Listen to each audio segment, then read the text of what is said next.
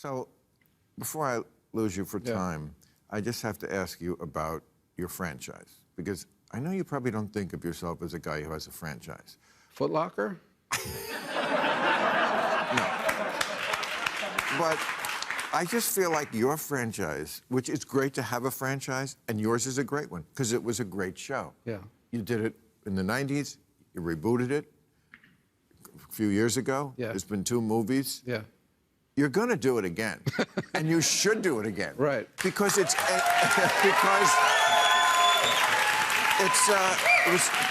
great show, very entertaining. You're great at it, and it's ever more relevant. Well, there's not a day that goes by I don't read about now it's Congress looking into it, the Pentagon's looking into it. Right. They're all saying now what do they call them? Unidentified aerial phenomenon, because UFO wasn't good. Yeah.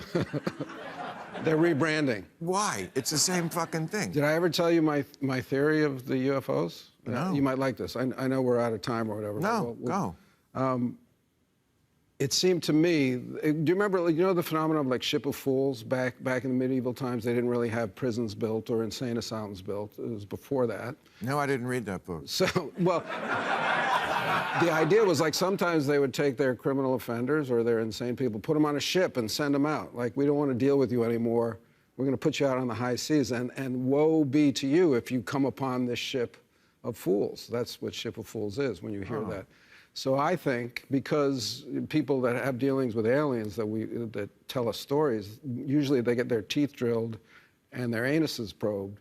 So my theory is that some advanced alien civilization has gotten fed up with their sex offenders and their dentists.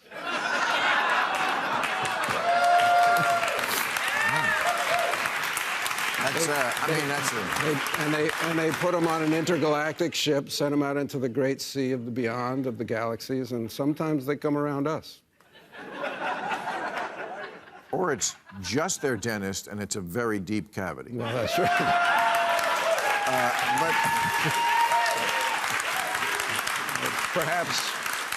Perhaps their anatomies are different from ours, and they get confused. Well, we know what they look like, because they all do look the same when people, So I don't know, but when Navy pilots are saying, I can't tell you what this thing is, and Neil deGrasse Tyson was here, and of course, I utmost respect for him. He knows things I will never know or could never know. I don't have that size brain.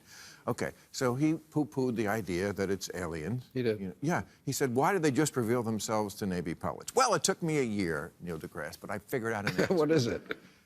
Oh, I forgot. Because that's who they're worried about might be opposing them if they're casing us to attack. Okay. What do they give a shit about some of the guy in Peoria? He's not going to fire a squirrel gun at them. Right. These are the people they might have to go against. So they're seeing what they can do, what they can see. That's why they reveal themselves to Navy pilots.